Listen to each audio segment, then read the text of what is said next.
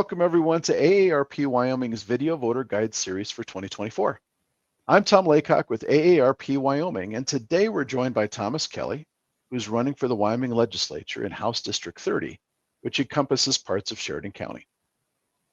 AARP has a proud 40-year history of nonpartisan voter engagement and does not endorse or oppose candidates, nor does AARP make contributions to political campaigns or candidates at any level. Instead, we ask questions so our AARP members understand where the candidates stand on important issues and can make their own decisions on Election Day. Today, we'll ask Mr. Kelly 3 questions, allowing for a 1-minute and 30-second response to each.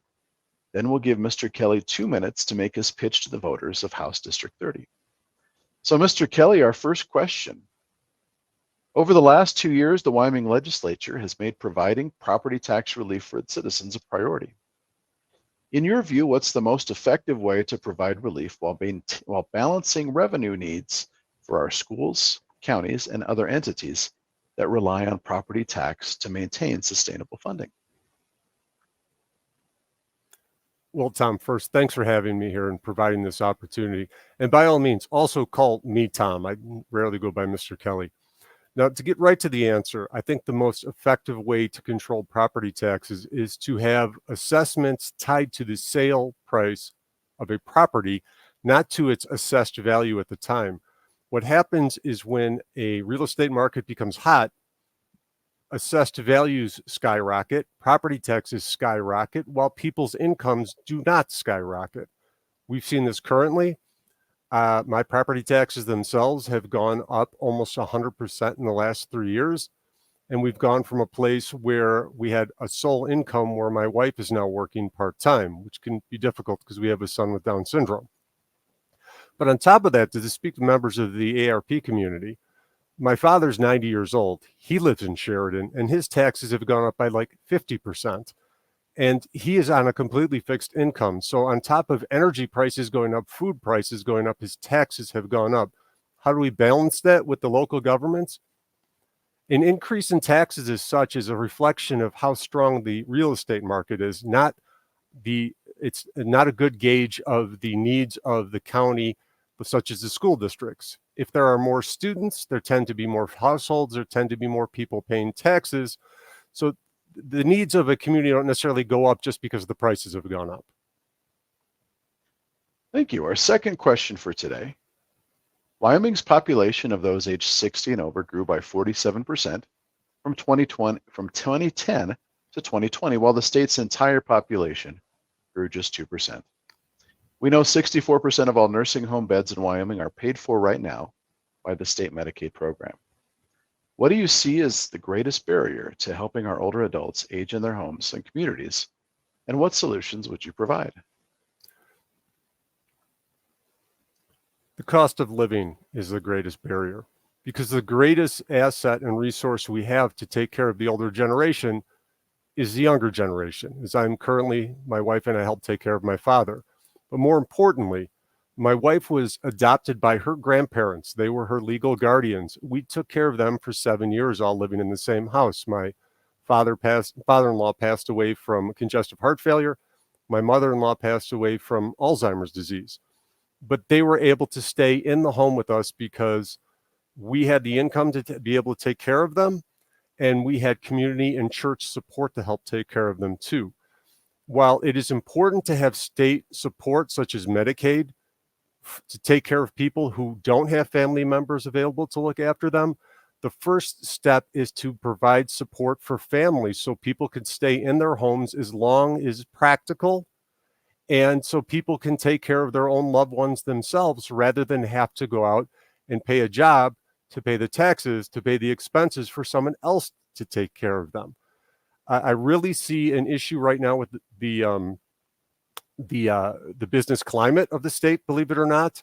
It's becoming a little bit too much engaged in the idea of trying to chase federal dollars rather than create a business-friendly community where young families and businesses would want to relocate here to support our tax base, which could then in turn support families to support their own families.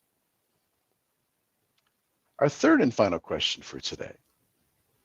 Emergency medical services are not considered an essential service in Wyoming. and in some areas, ambulance services do not have a sustainable funding source. Over the last 10 years, Wyoming has seen 16 emergency medical service providers in the state fold or consolidate with another service. What solutions would you offer for ensuring access to ambulance services?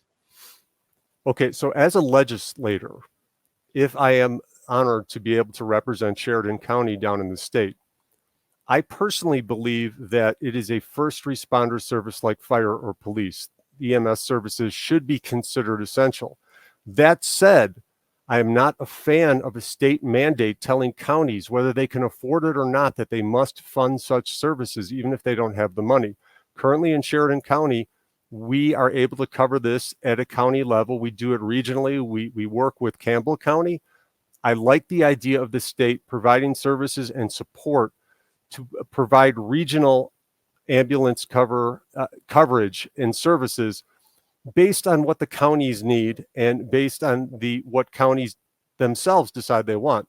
So this is an issue that if people are really concerned about, does their county have the services necessary, they should take this to the county commissioners first. They should have good, solid county commissioners who work for the people, don't work for invested interests. And the state should provide a supportive service to local communities who desire to have it. I don't like the one-size-fits-all approach from the state down to counties, whether they need it or not. Okay, Mr. Kelly, you've been a good sport in answering our questions. Now we're going to give you 2 minutes to make your pitch to the voters of House District 30. Why are you the best person to represent House District 30?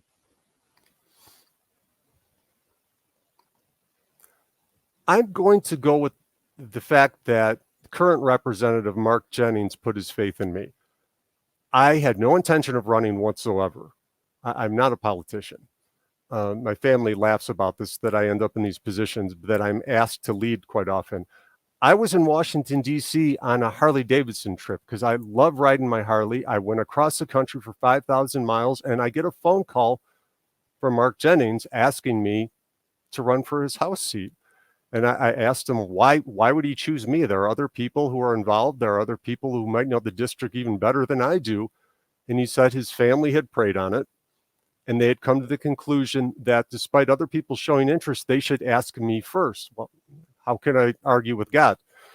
But all kidding aside, I think it's good to have people in our state legislature who did not spend their entire lives in Wyoming. We have the majority of people in the state legislature do a great job of representing the age-old generations that have been in Wyoming since the 1800s.